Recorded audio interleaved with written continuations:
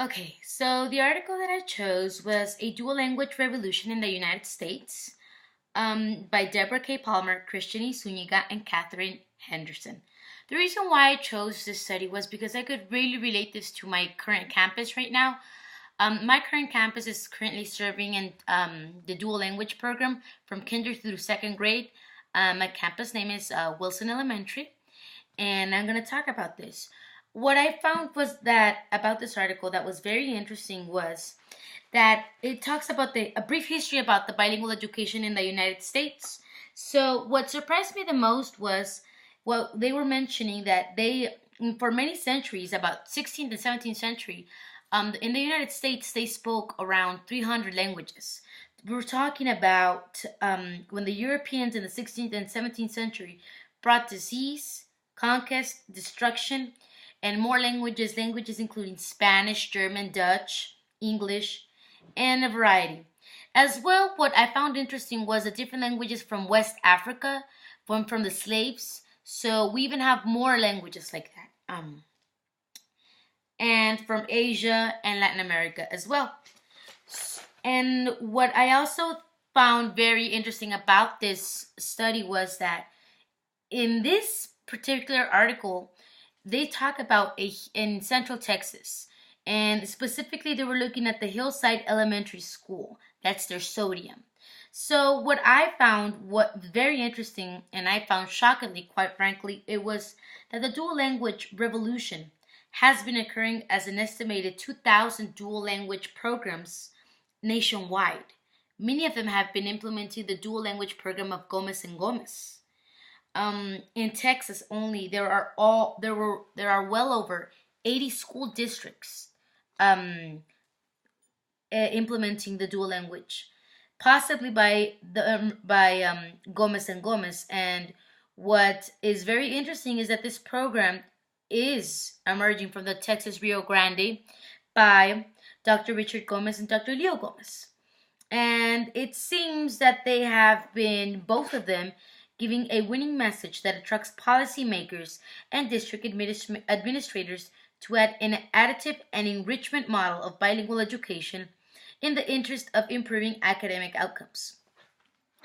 So what I did in my campus was I had three sodiums. I had a first grade teacher, a second grade teacher, and currently a third grade teacher. And I did interviews as my investigation, and I said, well, I asked two questions only because if I were to ask more, it would be a very extent research. I wanted to know what was their input and their opinion about the dual language program in their current grade level. So there were many findings that I found, and I could relate this to the article because in the article it talks about lower grade teachers and upper grade teachers. I would consider third grade and upper grade level since it is already a STAR testing grade level. So what in the study I found that a lot of lower grade teachers have felt very supportive. They feel that it's beneficial, and other teachers in upper grades felt overwhelmed. So in my study, my two questions were, my first question was, how do you feel about the dual language program? Sodium 1, which is my first grade teacher, she said that she is at the beginning uncertain, but overall supports the adequately implement of both languages, and she feels that both languages are being implemented very well. However, I have to say that one factor is that she is from Mexico and she moved here and she studied her university here. So I do think if teachers are very Spanish dominant, and they could be from other parts of South America, like Argentina and Brazil, El Salvador, all different land countries, they could be very, very useful for the dual language. My Sodium 2 teachers talked about, she said, well, she feels that she lacks support because she said that they only go through a 3-day training in a dual language program, and she feels that they have very limited resources from the district. My Sodium 3, which is my third grade teacher, she said that it is superficial and fails to provide the both languages due to the high level of stress of their grade level testing. My second question was, to the teachers was, do you feel that it is a truly bilingual program? And my Sodium 1 teacher said yes. My Sodium 2 teacher said no. And my third grade teacher said no. I asked them why. My Sodium 1 said it truly touches the bilingual community in our campus, and I have a lot of support from parents, lower grade.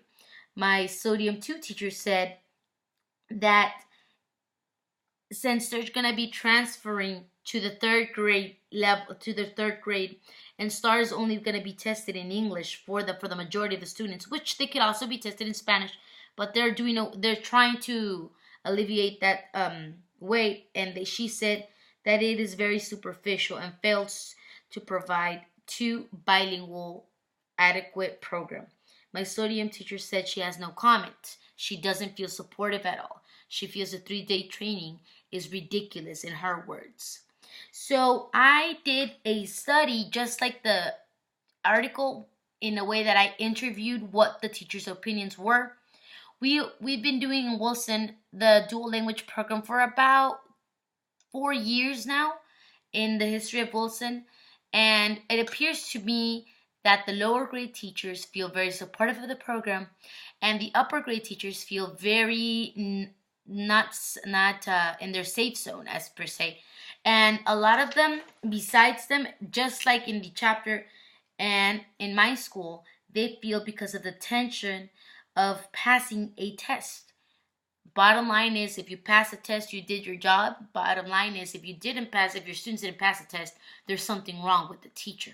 So that's where their tension comes in. And their decision making as teacher is hard, and sometimes they acknowledge the test pressure, which is very challenging in upper grades. Thank you.